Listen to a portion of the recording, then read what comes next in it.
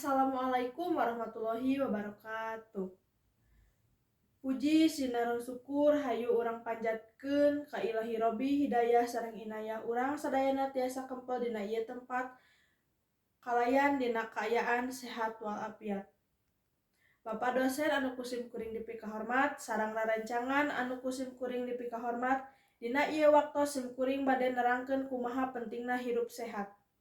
Kanggo urang sadayana, janten urang sadayana kedah ngajagi atawa lingkungan sareng awak nyarira.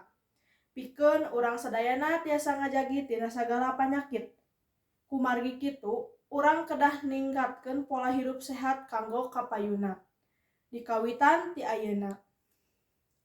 Dina salah sahiji kabersihan teh aya rupi-rupi macamna.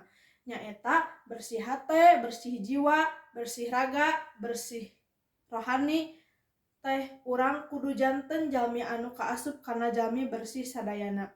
Allahumma amin. Hayu urang sadayana sami-sami ningkatkeun pola hidup sehat kanggo kasayan urang sadayana sangkan tiasa leuwih getol kana ibadah ka Gusti Nu Maha Suci. Rarancangan sadayana cekap sakitu anu kusim kuring didugikeun. Pamungkas pamingkir bilih aya anu kalepatan, hapunten anu hapunten bilih aya kalepatan. Assalamualaikum warahmatullahi wabarakatuh.